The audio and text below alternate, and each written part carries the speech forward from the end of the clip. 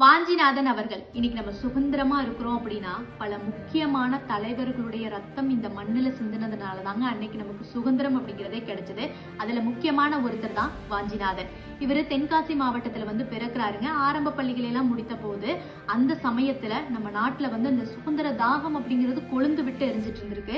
அப்ப சுப்பிரமணிய சிவா, வ.உ.சி. சிதம்பரம் பிள்ளை இவர்களுடைய பேச்சுக்களால் எல்லாம் கவரப்பட்டு வாஞ்சிநாதன் அவர்களும் சுதந்திர போராட்டத்துல மிக தீவிரமா ஈடுபடுறார். ஒரு கட்டத்துல ஆங்கிலேயர்களோட ஆட்சியரான திருநெல்வேலி மாவட்டத்துல அவர் பெயர் ராபர்ட் ஆஷ் துரை அப்படிங்கிறவர். அவரு ரயில் பயணத்தில் இருக்கிறாருங்க. அப்போ நம்மளுடைய வாஞ்சிநாதன் அவர்கள் மணியாச்சி அப்படிங்கிற ஒரு இடத்துல ராபர்ட் ஆஷ் துரைய நேருக்கு நேர் பார்த்து தன்னுடைய துப்பாக்கியால் சுட்டு துப்பாக்கிக்கு இரையாக்குறாருங்க. அதன் பிறகு தன் உயிரையும் மாய்த்துக் கொள்றாரு. சோ இது நடந்தது 1911 ஜூன் 17. இன்று வாஞ்சிநாதன் அவர்களுடைய நினைவு நாள். சோ இது போன்ற பல தலைவர்களுடைய ரத்தம் சிந்தப்பட்டு தாங்க நம்ம சுதந்திரம் வாங்கி இருக்கிறோம். சோ இவர்கள் எல்லாம் இறந்தும் இன்றளவிலும் நம் மனதளவுல வாழ்ந்துட்டு தாங்க இருக்கிறாங்க. சோ இது போன்ற தலைவர்களை பற்றி படிக்கும் பொழுதுதான் அடுத்தடுத்த தலைமுறையினர் சுதந்திரத்துடைய முக்கியத்துவத்தை தெரிந்து கொள்ள முடியும். ஜெய் ஹிந்த்.